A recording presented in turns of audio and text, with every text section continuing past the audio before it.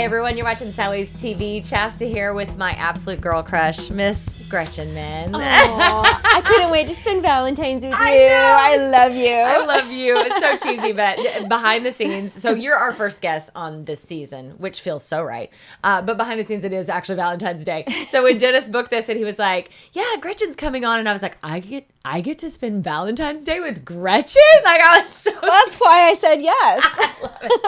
I love it. I mean, obviously, I could be, girl crushed on you because you're absolutely stunning, but that has nothing to do with it. Anybody can have beauty.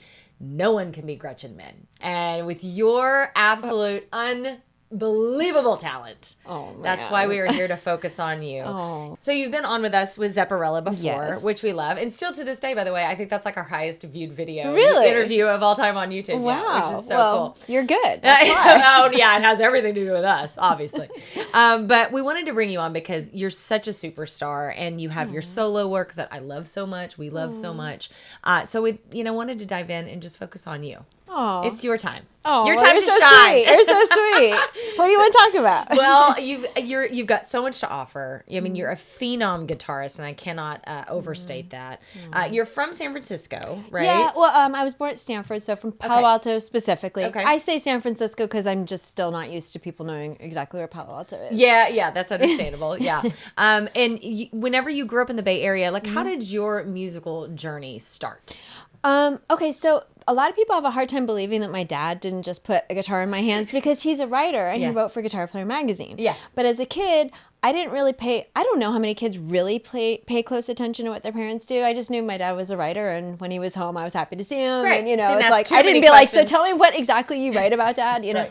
And then he ended up actually leaving right around, before I got interested in guitar. So by the time I did get interested in guitar, it's like I started listening to, I think Joe Satriani was the first one I got into. Love it. Another local. Yeah. And Steve Vai, Eric Johnson, Steve Morse. So I started listening to this stuff before I started playing. Yeah. And right around that time when I started listening to, I think it was specifically Steve Vai, Joe Satriani, and Eric Johnson. And then Steve Morse was going to be playing locally. And I asked my dad, like, do you know this guy or whatever? And he's like, I kind of know something about this. So we went to Tower Records and we bought a stack of CDs. So he's like, okay, if you like Eric Johnson and Steve Vai and Joe Satriani, you got to get Jeff Beck. You got to get, Django Reinhardt's amazing. And so he got me he pointed me in like a lot of interesting directions once I got interested on my own. And What age are we talking here? Early teens. Yeah. Okay. Yeah. Wow. Yeah. That's incredible. Did he, before he got you this stack of CDs, did he push you in that direction, or were you finding these artists on your own? I was just finding them on my own. Yeah. I mean, you have to remember, like, Surfing with the Alien was like a #1 album. So it's like you would hear it on the radio, the and bone. so, Yeah. So you would hear it everywhere, and it was like I just thought it was so cool. Yeah. When did you decide, like, I'm going to try my hand at this? It was actually, I saw Eric Johnson play, and I'm like, oh my gosh, he has so much joy and exuberance in his playing. And I thought, I want some of that. Like, would I have that if I could play guitar? So I started taking guitar lessons from a guy I'm still really close friends with. His name's Sam Eigen. He ended up playing in a bunch of bands, Smash Mouth for a while. Oh, cool. And he's one of my dearest friends. And I remember from my earliest lessons, I remember being like, can I learn this Eric Johnson song? Can I learn this Steve Morse song, Too Many Notes? And he never laughed at me. Oh, that's he so just like, he would like tab out 8 measures for me and be like, okay, have at it, Wow. Yeah. That is incredible. So it was really nice. I had really... I was lucky to have really supportive teachers. What I didn't have, and this is something I talk with my husband a lot about, is I didn't have like the community the way I feel like a lot of like, teenage boys have. I hope it's changed, but I felt like I didn't have like a group of friends who would get around and share knowledge. I felt like kind of music was something that kind of isolated me until I found, I guess, like Clementine, who is the drummer for Zepparella, and Zepparella's my second band. I know. That's amazing, because you were in an AC/DC tribute. That's how I met Clementine for one year before. So that was my first professional band. And then Zepparella started right after. Clementine did not have to, she took such a gamble on me. I was completely I was so green. Yeah. And she was like such a pro. She saw it in you, though. She knew. I think she knew that I cared and, Yeah, and was willing to work hard. And saw that potential Yeah. in you and thought, okay, I mean, God bless Clementine for Oh, taking gosh. that. Yeah. Yeah. But I mean, you know, AC/DC, I love AC/DC. Do not get me wrong. This is not a dig, but it's like Four on the Floor. Like, that's a whole different thing. That's a whole different ball of wax than Led Zeppelin and taking on Jimmy Page. It's a lot. I mean, both are so wonderful for different reasons. I mean, it's funny because with AC/DC, I was really wanting to play rock music. I wanted to play lead guitar. And the other criteria I had is I wanted something that was going to require me to get some semblance of stage presence because I started on classical guitar. Right. And I was like, you know, I'm going to be one of those shoegazers unless something forces me out. So when I had the opportunity, I'm like, check. Yeah. Okay, Done. I'm Agnes Young. and that was incredibly fun. So much fun. Yeah. And Zeppelin was just this huge spectrum. I mean, AC/DC has their lane and they own it like nobody else. 1,000%. It's so good. Yeah. Zeppelin, it's like, okay, get a slide, get a bow, get used to open tunings, like all of it. You get it's a guitar player's amusement park. Yeah, And I it's a mean, great education. Well, okay, that was where I was headed with that. Is like, what's the intimidation factor there when you jump into something like that? Because it's a big ask, and lovely that Clementine was like, you got this, girl, but then you have to learn all of that. I just feel like I need to apologize to everybody who bought a ticket. You know, like it was a blessing and a curse because on one hand I felt like that when we were doing this, it was early-ish in the tribute band kind of phenomenon, and I think I was just young and dumb enough to not realize how bad I was probably. I mean, I think I knew that I had a lot of work to do, but I think I got points for trying. Like I think even people who probably saw like shows that I don't even want to remember at least could tell that I had like put in the time to learn the parts. So even though I'm like, oh my God, I'm sure my vibrato was absolute crap. I'm sure my timing was atrocious. I'm sure I was stiff and lame and all of that. I think I still got points for being like, well, at least I sat down and learned all the notes. Absolutely. You know? And you're taking this beast on.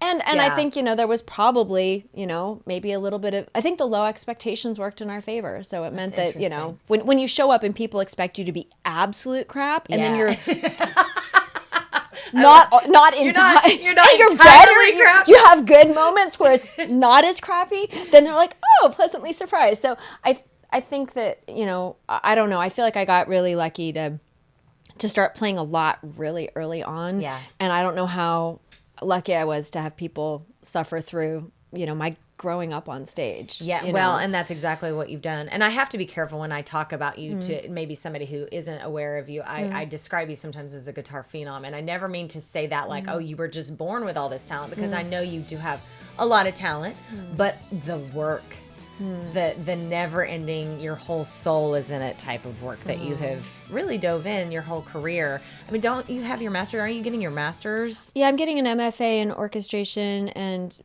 professional composition. My point exactly. It's one thing to play guitar over here, and then it's a whole nother thing to live, eat, and breathe it to that level. Oh, it's so fun. It's that ever receding horizon. Like I seriously had like a total crisis earlier this week of just being like, oh my God, I have to get it together.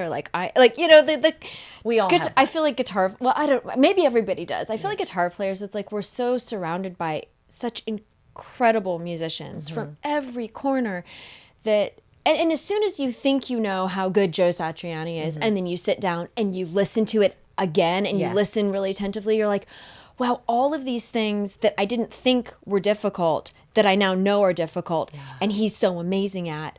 It's like, gosh, the simplest melody, and he plays it so well. Beautiful, yeah. And it's so hard. It's so much harder than people realize until... But he just makes it look easy and sound easy. Yeah. And there's an art to that. Exactly. Which you do too. Oh gosh. Thank you. To somebody like me. Now look, I mean, we don't sit here, me as a guitar player, I've seen you do interviews where you're like, you as nerd out on all the tech and they're asking you all kinds of guitar questions. I'm not that. I'm coming from a music lover standpoint. Like your solo albums, I listen when I want to focus. Like if I'm writing, I'll put them on because it puts me in a specific headspace. And I'm coming from that place. But I just respect how much you have dove in and studied and studied and studied. And you don't see an end point, I guess. Oh, I mean, I guess you have to love the journey. You have to love the journey because otherwise I think either you become a narcissist with some serious blinders on. I seriously don't know how any guitar player can have an overly inflated ego. It's like, open your eyes. Yeah. I mean, it's like everybody, you get good at one thing and there's like a zillion other people who are so much better at everything else, right? And people who are even better. It's like, I guess where I try to keep my mind away is comparing myself to other people, but it's not like I'm successful at doing that. Like, I do it all the time and I tell myself to stop and I still do it and then I hate myself. Yeah. But then, I have like my touchstones. Like I was listening to, Jeff Beck is always the one I come back to where it's like, you can name all sorts of different guitar players who are maybe more technical or more of this or that, and he came up with his own rule book. He's like, he's the most Jeff Becky of all guitar players. Yeah, right? And that's why it's like, when you That's can freeing. Yeah. Yeah. And yet at the same time, it's like I'm feeling in myself also just that continued renewed desire to be like, to push myself further and try to work harder and learn deeper and explore deeper, and not just as much as I love, and I continue to love learning great music, whether it's Jimmy Page or Bach or, any number of people, which is great for building your vocabulary. We learn language imitatively, right? We learn to speak from our parents. And so I think that can be really useful for continuing to challenge yourself and expand your vocabulary. But I guess it doesn't stop there, right? Yeah. The idea is how do you put all of these different ingredients together in your own brain and then come out with something that's authentic and not just kind of a pastiche of, your heroes. And has your stamp on it. Yeah. Like that's what makes Gretchen. And I think that's the holy grail. And I'm not there, but I'm working on it. That's incredible. I mean, you mentioned Bach and you do marry classical music with this contemporary guitar and you study it. And we've talked about the cinematic style of this. When you're thinking about writing for film and TV in the cinematic space, I've talked to Danny Elfman a few times. Oh, really? Yeah. My friend Neely. Well, We were there. Yeah, We were I saw you. backstage. Of course. Right. That's the last time I saw you. Your sidebar, one of your best friends is his guitarist, right? Yes, Neely Brosh, amazing guitar player. We met because we kept getting featured on lists together of like, here's 10 women who have practiced their instruments. Exactly, yes.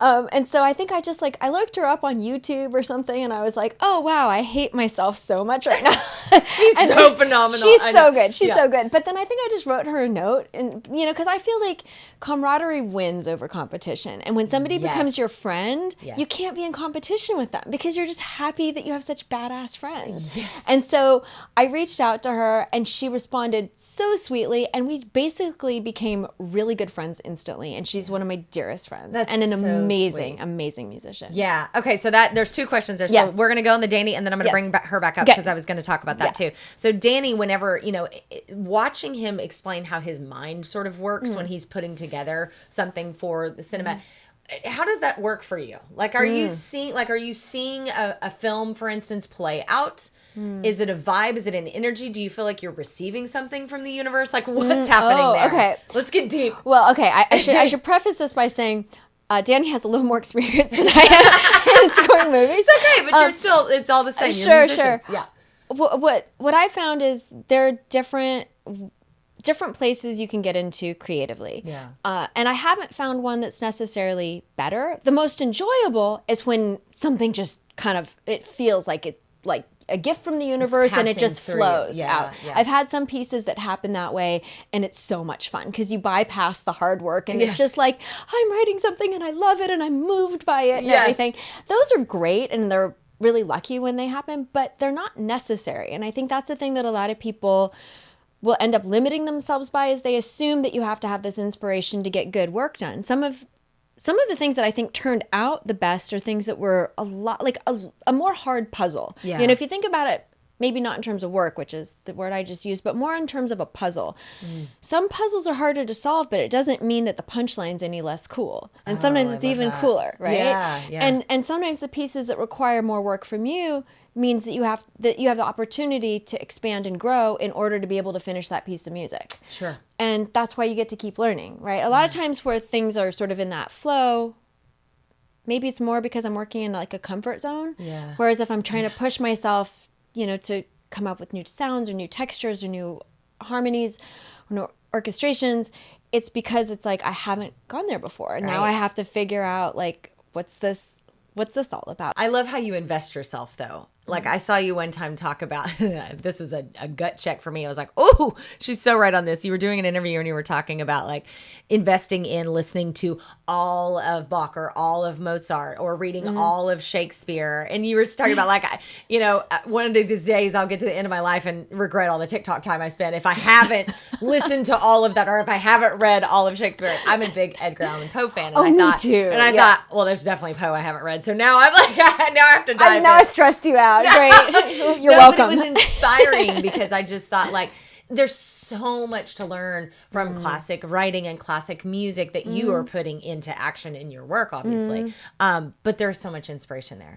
It is. And I feel like it's inspiration that like, at least for me, it gives me like, it energizes me in a different way. I've actually just put limits on my phone for how much like social media time. I did the same thing. I took Facebook off my phone this week. Okay, yeah. there you go. Yeah, I was like done. I just have like 15 minutes where I'm like, okay, then I'm done. If I've actually, have to like post stuff and all of that, then I'll give myself a little more time. But I'm like, our time and our attention is our most valuable thing. We don't get it back. You don't get it back. So I'm like, all right, maybe I should just put that in check and make sure I'm spending my time doing things that feel a little bit more meaningful. It's really hard now. The world is set up to totally make demands on your time with stuff that's junk food. Yeah. And I am every bit as vulnerable to it as anybody else, so I'm not like on some sort of high horse. Yeah. Like I'm absolutely super TikTok addict, and that's why I had to like stop. Once the ban didn't go through. I was counting on that ban to just like wean me of my addiction. Yeah, exactly. And I'm like, oh great, well I guess I got to limit myself now. No, how lame. I think a lot of people felt that way. You had mentioned briefly, and I do want to focus on this because it is incredible. You do end up on a lot of greatest list, guitar player list of this and that.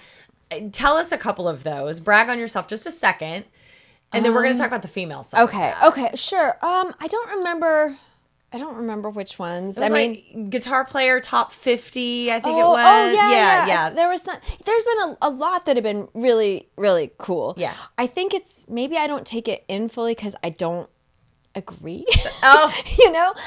I'm very flattered to be there, but it's really hard to be included on a list and just see, if you have the slightest hint of imposter syndrome, this will make it go out of control because it's like all you think about is all the guitar players who really, really deserve to be there. Yeah.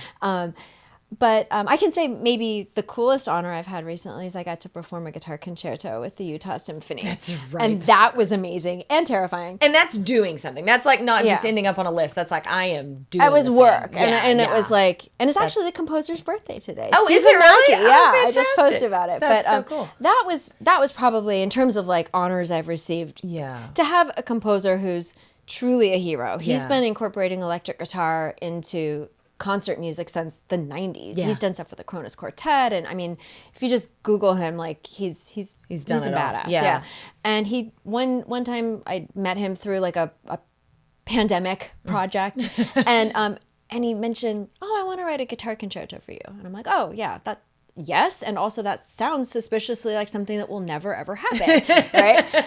Well, turns out it did, and we got it programmed, and so I spent 10 months of my life just learning 5 movements. You took a break from Zepparella because of that, right? I did. I had a really good friend of mine, Angela Petrilli, jump in and Yep. kill it, so they could keep working and I could keep studying. That's incredible. Yeah. It's just how you balance all that. That's a very cool mark on your resume, life resume, as it were. Going back to the girl supporting girl thing, I do want to talk about that because you reaching out to her and you guys becoming really close friends now. I think there's so much power in that, lifting each other up. Yeah. Does it bother you when people focus on the girl side of this? Because when I think about you as a guitar player, I'm not thinking that's my favorite female guitar player. I'm thinking that is an incredibly badass guitar player who I guess just happens to be female. Well, that's wonderful. I wish everybody thought that way. Yeah. And it's funny. I've got mixed feelings on it. I never really formulated my thoughts, but it's something that comes up a lot. Now, I've got a great dad. I've got an amazing husband who's like my musical hero. So it's like I don't have like a chip on my shoulder against like guys. Yeah, of course. Yeah. But I will say that it is kind of weird to be clumped in a group based on just like just body parts, Yeah. you know, where you're like, well, wait a minute, but there's people who maybe I'm much more akin to in terms of my musical taste or my musical direction. But it's really easy for people to be like, here are people with these chromosomes who are and they're all the same. And you might be in a totally different musical direction. You might have a whole different like musical ethos or whatever. Yeah. And it's like, you know, I don't know. But at the same time, I'm like, hey, whatever supports other people doing what they're doing is good. Yeah. I think where it kind of bugs me is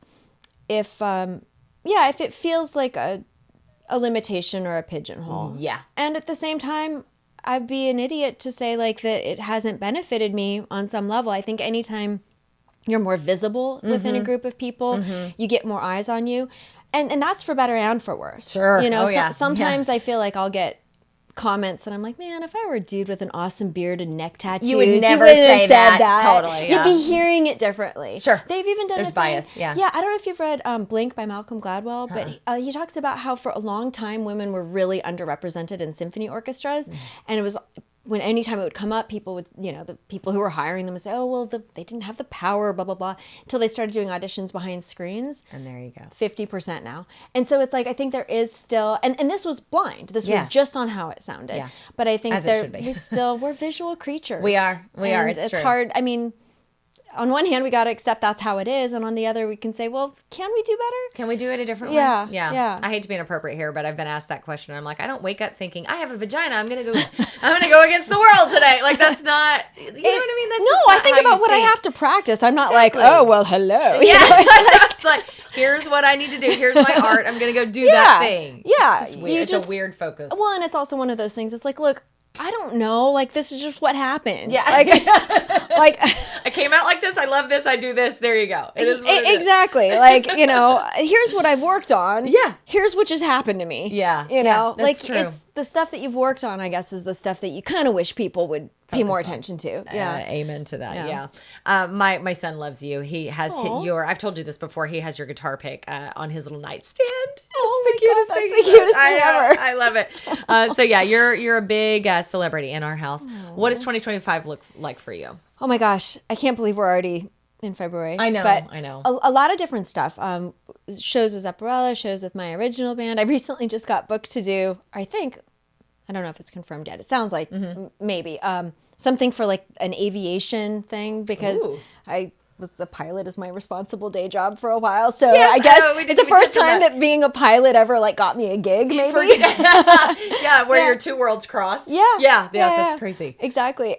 So I've got a bunch of that coming up, you know, trying to get back to doing like, you know, video demos and, you know, I've got a kind of a list of ongoing projects, working on my second follow up to my Dante album as well. So Will that come out maybe late this year, early next year? I'm hoping early next year. Okay. It's, you know, anytime you talk about this many instruments, it's like the Yeah. production, it's expensive, it's time consuming. yeah, Daniele, my husband, and I were just talking about how there's this shift, you know, in both of our mentality. I think he's better at it than I am. You know, it's like you go in and you're composing things, and I always am assuming like, oh my God, I'm so much worse than everybody else. That's these incredible virtuosos. Like I'll give them the really fun and flashy parts. But then what the reality of it is that these are guys who are coming into a studio, even if they're excited to be doing it, and they want to just sight read their parts. Right. Yeah. So it's like you're writing music with like concert music mentality, but they're just wanting to like sight read their Get it parts. done. You know? Right, And yeah. even again, I don't mean to say the musicians I'm working with are phenomenal, Yeah. but it's not like they're spending a month working on this Right, stuff. exactly. So trying to be a little bit smarter with each album of like, okay, what's going to come out right away and come out sounding good. Yeah. So it's a constant learning process. It is. Well, I'm utterly impressed with you all the time. Also, so just your sweet. aura, your spirit behind the scenes. I did an interview with Mikey Ross earlier today, and we were talking about. He was like, "Oh, I love Gretchen," and I was like, "No, I love Gretchen." We had like a whole thing, and he was like, it's her spirit, the way she holds herself." And he said, I give him credit. It's like aristocratic. Like you just hold Really? yourself in that way. So you are Oh very. man, I didn't drop any F-bombs today either. and I surprisingly didn't either. Wow. We hadn't talked about it in advance, so I'm like, say Can crap I? instead. I love it. Well, thank you for being here. Oh, thank you for spending having me. Valentine's Oh Day. my with me. gosh, I love it. You were the sweetest. I had You're my to. girl Are you crush. kidding? Yes. So check her out. I know you already know, but if you don't, Check her out, Gretchen Menn. Thank you so much for watching Soundwaves TV. We'll be right back. Thanks for having me. Thank you.